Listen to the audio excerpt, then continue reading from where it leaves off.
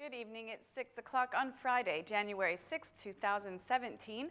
Welcome and thank you for joining us tonight for the English edition of Aura News, where we bring you today's top stories translated into English every weeknight. Snowfall in the last 24 hours has blocked some main road axes in rural areas of Albania and caused power outages in some areas of Shkodër, Lezhë, and Kukës. The operator for energy distribution is working to fix the energy lines damaged because of bad weather, and electricity has returned to some areas. The Civil Emergency Directory notified that there have been difficulties in circulation on some roads, making the use of tire chains unavoidable in certain areas. The civil emergency structures and the contracted maintenance companies are committed to cleaning the snow from the roads and are spreading salt. Police are monitoring the road axes in Dibra, while 4 snowblowers are working to clean the roads. For now, vehicles on Dibra's national road do require tire chains. The situation in Korçë and Vlora has been significantly improved and traffic is getting back to normal, but tire chains should be used at the Darda and Voskopoje tourist points. Snow accumulation in Shkodër's remote areas has reached up to 70 centimeters, and there are snowblowers working to clean the roads. More than 1,000 patients have sought medical help in Tirana's hospital for the flu. The chief of the pneumology service is asking people who suffer from chronic diseases to be prudent and requests the immediate end of taking medicines without a doctor's prescription. The chief of the pneumology service confirmed 2 deaths due to flu complications and said that if flu symptoms last more than 5 days, serious problems can arise. A normal flu virus may last from 3 to 7 days. If the symptoms continue beyond 7 days, then the patient should no longer consult with their family doctor, but they should then consult with a lung specialist, she said, adding that hospitals are equipped with all the necessary medicines, but there is great concern for patients taking medicines without a doctor's prescription.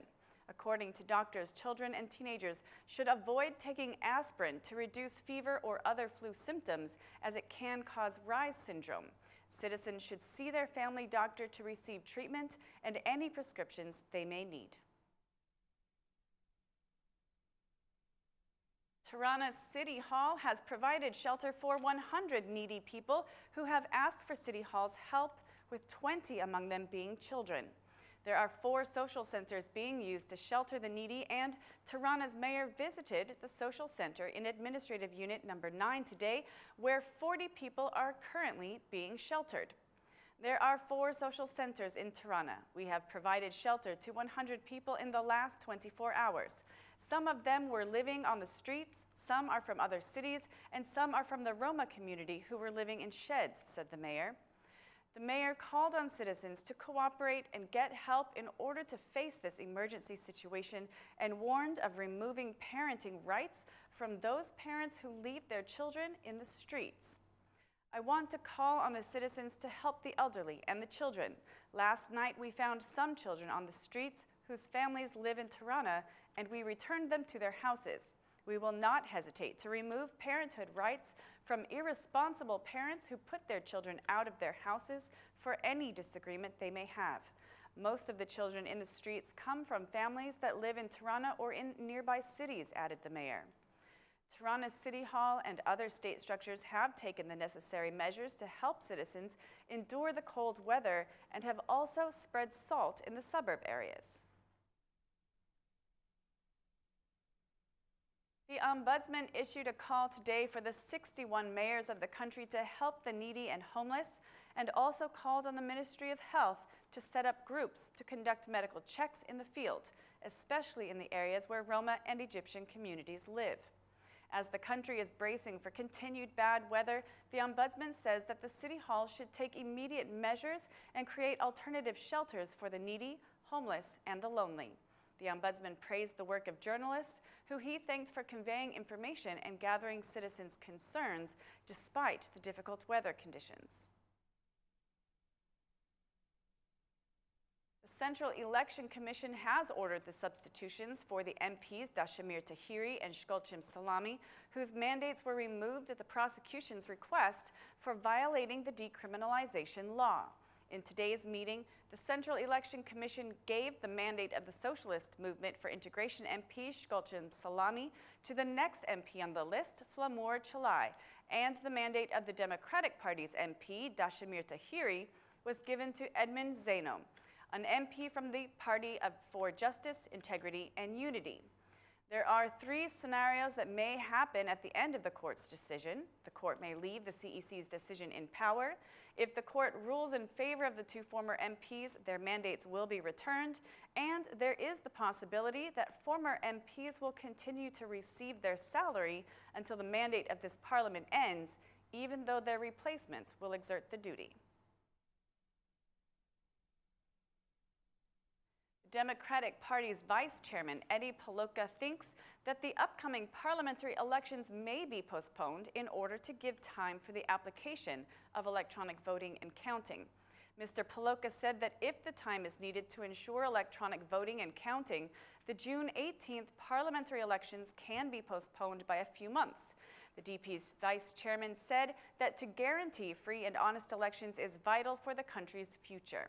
According to Mr. Paloka, the necessary conditions exist for technology to be used in the coming elections, as the Prime Minister cannot have his way to manipulate the elections.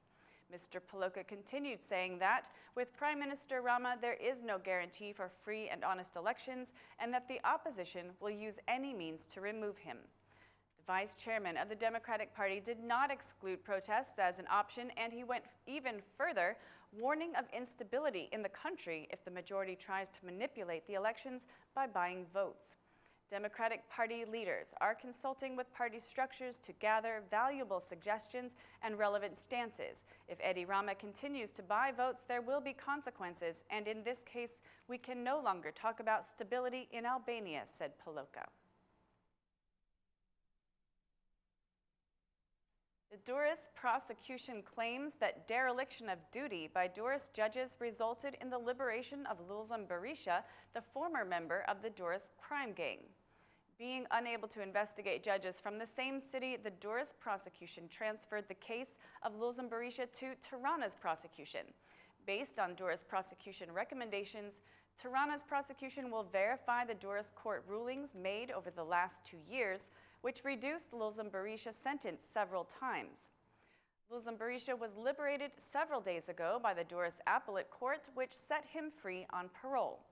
Meanwhile, the Durrës prosecution launched an immediate investigation into the judicial and administrative practices followed, resulting in Liles Ambarisa's liberation.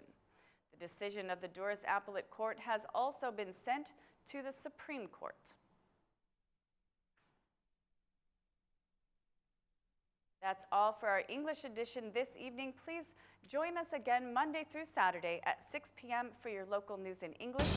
My name is Mari, and on behalf of Aura News, thank you and good night.